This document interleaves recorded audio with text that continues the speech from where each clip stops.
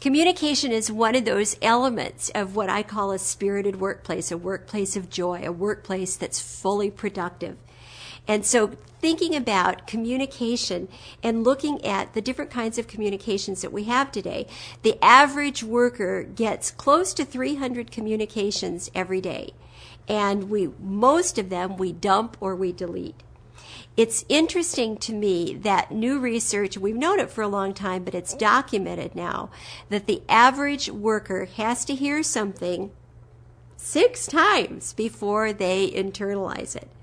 So my belief is if you have an important communication today, you need to do it in a way that's going to get people's attention, that's going to surprise them.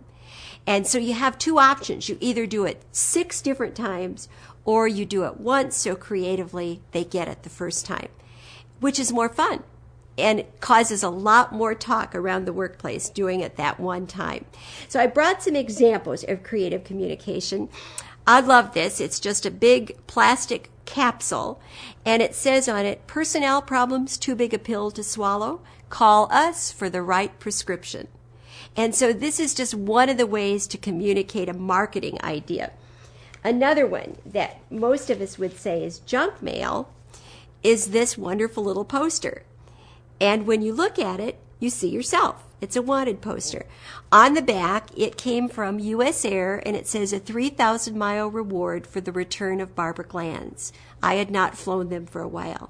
So is there something in your organization? Do you want more volunteers? Do you want more customers? Do you want something more that you could use this wanted poster idea?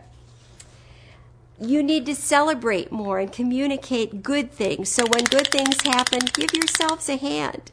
Have fun things like this around in your workplace. Now, with an important communication, there are 3 questions that you want to ask about it. Question number 1, will it get the information across clearly and accurately? That's the business level. And that's where most of our communications stop, and that's why we dump and delete them, because they're boring. Second important question, how will it make your receiver feel? That's the human level of that communication. And most of the things I get from a big organization or for the government make me feel stupid. Don't they you? Make you feel like someone's going like this to you. And so look at the wording of everything that you send out from your workplace, your bills, your letters, everything, and ask yourself, how will it make the receiver feel? And then the third question is, will it surprise them?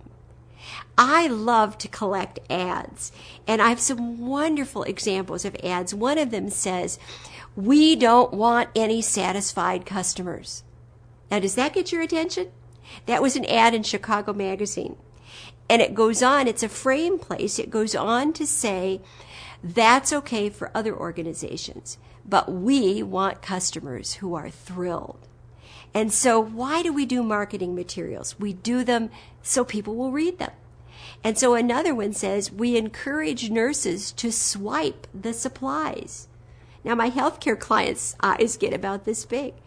It's an electronic scanning firm. But you read that ad because it's swiping the supplies this way, but it catches your attention.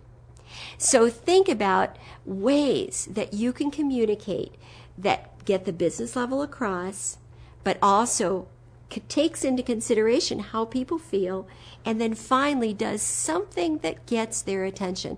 One of my clients decided that when they had a critical message, they would put it on bright red paper. So when you go to your inbox and you've got a stack this high and there's a bright red paper in the stack, what one are you going to read first? Another client of mine sent me something very interesting. She's from Texas. This was a very important message. She hand wrote it on the back, but these were puzzle pieces. Now, I've taped it together so I can show you. But when you have a stack of mail and you open a letter that has puzzle pieces in it, what are you going to do immediately? So I got her message much faster than if she had just sent it as a regular message. So it really is fun to get your creative juices going and think about some things that you can do that will surprise the people that you're communicating with. And you can't do it with every communication, but when you have an important one, either 6 different times or once so creatively they get it the first time.